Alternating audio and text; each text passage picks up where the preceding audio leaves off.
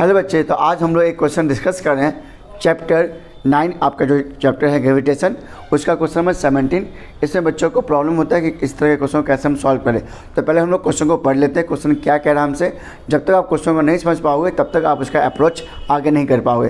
तो पहले क्वेश्चन को समझना है कि क्वेश्चन क्या कह रहा है, उसके बाद का देखते हैं हम लोग सॉल्यूशन। तो वीडियो को पूरा अंत तक देखें जिससे आपको इस चैप्टर का, इस टॉपिक का जो क्वेश्चन है वो आपको अच्छे से समझ में आ जाए। तो उम्मीद करते हैं कि आप पेन और कॉपी लेके बैठ जाए और जो हम लोग आपको इसमें बता रहे कंसेप्ट, उस कंसेप्ट को अच्छे से समझे। तो फर्स्ट पहले क्वेश्चन में पढ़ लेते हैं।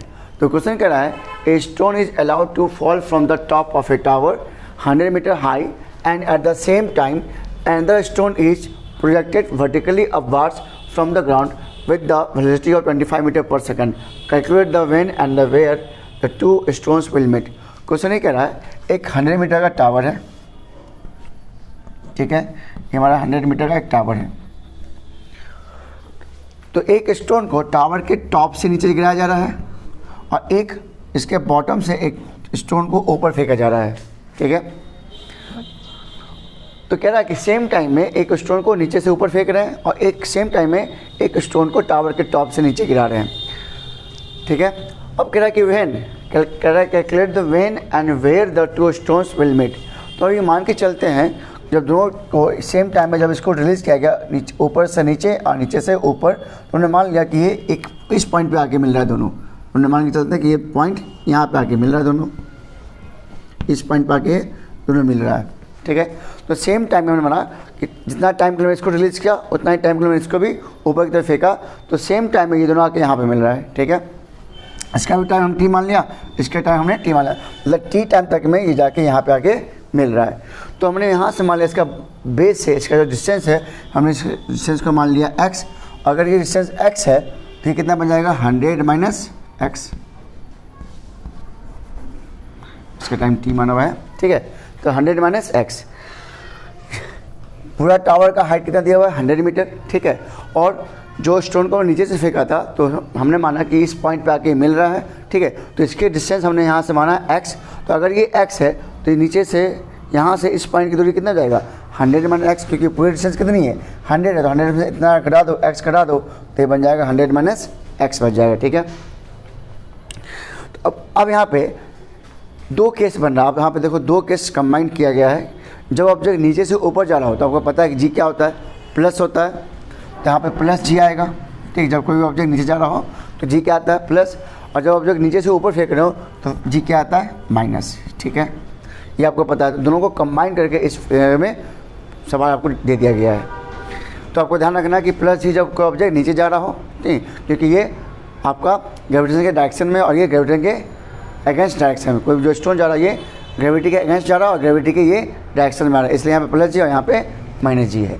तो अब हम लोग सवाल को सॉल्व करते हैं। तो हमने आपको बताया था, आप इस चैप्टर में पढ़ा और चैप्टर फर्स्ट में मोशन में, जब कोई ऑब्जेक्ट किसी भी हाइट से गिरता है तो उसका इनिशियल वेलोसिटी यहाँ पे क्या जाता है, यहाँ पे हमारा केस फर्स्ट है, ठीक है, case first. When object, when stone is falling downward, ठीक है। तो केस फर्स्ट बनाना जब ऑब्जेक्ट क्या नीचे आ रहा हो, ठीक है। तो यहाँ पे मेरे पास u क्या है, इसका इनिशियल वेलोसिटी क्या है 0 है, ठीक, 0 मीटर पर सेकंड। मेरे पास s दिया हुआ कितना 100 माइनस x, इसका टाइम को हमने t माना है, ठीक है। और g, तो g हमको पता है, तो यहाँ पे g आपको है, आप या तो 9.8 ले लो या तो आप 10 में ले सकते हो, ठीक है। तो या तो 9.8 लेके चलते हैं, हम 10 लेके चलते ताकि सवाल सॉल्व करना आसानी रहे। उसके बाद और कुछ दिया हुआ मेरे पास, ठीक है, डिस्टेंस दे दिया। अब इसको हम सॉल्व करेंगे। तो केस फर्स्ट का हम सॉल्व करेंगे, यहीं पे हम सॉल्व कर लेते हैं। तो s equal to, according to question चलते हैं हम लोग, s equal to u t plus half g t square. यहाँ पे हम लोग वैल्यू पुट करेंगे, ठीक है। तो s वैल्यू पुट करते हैं। यहाँ पे s का मान कितना हमारा है 100 minus x equal to u t, तो यू तो 0 है हमारा है, into t plus half g t square. G हमारा कितना हमने माना है 10 माना है और टी स्क्वायर, ठीक है। ये केस फर्स्ट हो गया, इसको जब सॉल्व करते हैं ये हो जाएगा 100 माइनस एक्स, ये पार्ट 0 हो जाएगा, ठीक है। इसको सॉल्व करें तो बन जाएगा 5t²। इसको हम मान लेते हैं क्वेश्चन फर्स्ट मान लेते हैं, ठीक है। तो हमने केस फर्स्ट को सॉल्व कर दिया। जब हमारा जो स्टोन जब नीचे की तरफ आ रहा था तो हमारा u 0 था, s हमारा 100 - x है और g हमारा 10 मीटर पर सेकंड स्क्वायर हो जाएगा, ठीक है। ये हमारा एक्सप्रेशन हो गया। तो हम लोग केस सेकंड बनाएंगे। Case second when object is going upward. अब ऊपर जा रहा है तो ऊपर के केस में हम लोग g क्या लेंगे, -g लेंगे, ठीक है। तो फिर हम लोग s का ही फॉर्मूला यूज करेंगे। तो s इक्वल टू, यहाँ पे मेरे पास u दिया हुआ है, पहले वैल्यू लिख लेते हैं। u दिया रखा कितना, vertically upwards from the ground with the velocity of 25 metre per second, ये आपका वैल्यू दे रखा है, ठीक है। यहाँ पे u आपका 25 मीटर पर सेकंड है। मेरे पास s दे रखा है कितना, s को मैंने x माना है, ठीक है। ये हमारा डिस्टेंस कितना है, x है। टाइम तो t मानेगा, g का हमने यहाँ पे वैल्यू लेंगे 10 लेंगे, ठीक है, 10 मीटर पर सेकंड स्क्वायर। अब वैल्यू को पुट करेंगे तो s इक्वल टू क्या होता है, ut। यहाँ पे g का जो वैल्यू है ये हो जाएगा -12 gt², हाफ gt²। क्यों, क्योंकि g का मान यहाँ पर लेना है आपको 10। क्यों, तो जस्ट आपको बताया था जब ऑब्जेक्ट नीचे से ऊपर जा रहा हो तो अगेंस्ट द ग्रेविटी है, ठीक है। तो यहाँ पर g क्या होता है, -g होता है, तो इसलिए मैंने वैल्यू में माइनस लिखा है। अब वैल्यू पुट करते हैं। u कितना हमारे दे रखा है, 25, अच्छा t -12 इंटू जी का मान 10 इंटू t²। कुछ बच्चों का सवाल होता है सर आपने यहाँ भी t माना और यहाँ भी t माना है। तो हमने t टाइम के लिए, मतलब जो ऑब्जेक्ट नीचे से ऊपर से नीचे जा रहा हो और नीचे से ऊपर जा रहा हो तो t टाइम, दोनों का हमने t टाइम लिया है कि t टाइम में, ठीक है, दोनों कहाँ पर जाके मिलेंगे। तो हमने उस टी टाइम को माना दोनों के लिए, इसलिए यहाँ पे भी टी और यहाँ पे भी टी है, मतलब दोनों को हमने टी टाइम के लिए रिलीज़ किया है, ऊपर से नीचे के लिए और नीचे से ऊपर के लिए भी। तो हमने मान के चला कि टी टाइम, क्योंकि ऐसे भी लिखा क्वेश्चन में सेम टाइम, ठीक है। तो हमने यहाँ भी माना कि सेम टाइम में दोनों आके इस पॉइंट पर आके मिलेगा, इसलिए यहाँ भी टी है और यहाँ भी टी है। अब इसको हम लोग सॉल्व करेंगे, ठीक है। इसको आप राइट डाउन कर लीजिएगा। अब हम लोग वैल्यू को पुट करेंगे तो इसको सॉल्व करके कितना हमने लाया है, 100 - x इक्वल टू 5t²। अब हम लोग यहाँ से अगर x का मान निकाल ले और इसमें वैल्यू को पुट कर दें,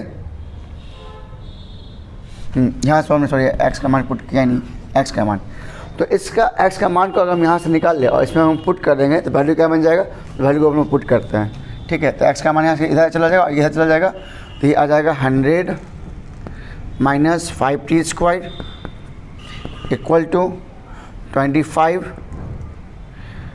t अब माइनस, इसको काट देंगे 5t²।